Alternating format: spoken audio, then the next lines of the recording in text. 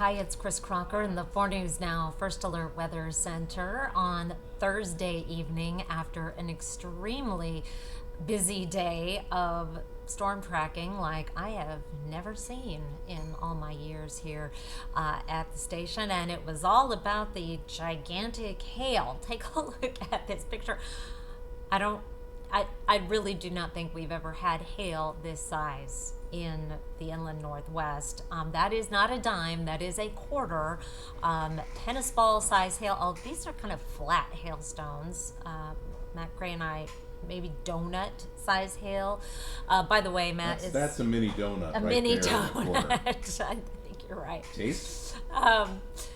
Matt is working furiously on his brainstorm, going over sort of the recap of what has been an amazing day of thunderstorms right around the Liberty Lake area. In particular was getting hit by the heaviest, largest hail. Here's a picture from Kris Cargill out in Liberty Lake of some of the damage. There was also some roof damage. There's some power outages further south. Tree damage in Oakdale, Rockford, that getting hit hard.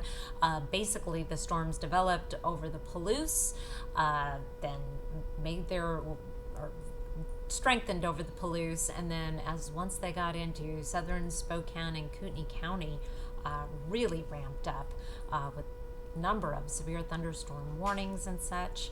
And I want to just show you now on a broad view of the radar. We're not done with the thunderstorms. In fact, still some strong storms in North Idaho right now. And there's even some thunderstorm development further upstream over southern portions of the Palouse approaching Pullman. You can see by the timestamp, this takes us up to almost 7:30. I'm a little later recording than usual. Spokane and Coeur d'Alene is quiet. However, let me just go back there real quick.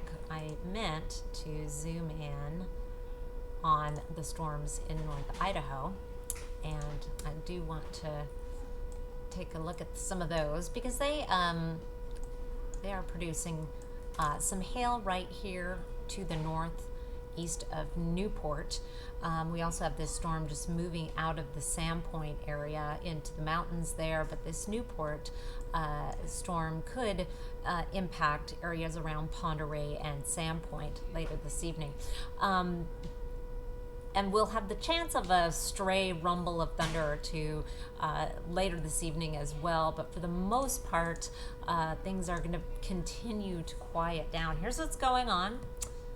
Have I told you I don't like low pressure cut off from the jet stream and that they vex me no matter what the season? Well, that is what the culprit is. That and the area of high pressure that you see over the Four Corners region. We are in between those two, putting us in a warm southwesterly flow. That's why it is felt more humid than usual.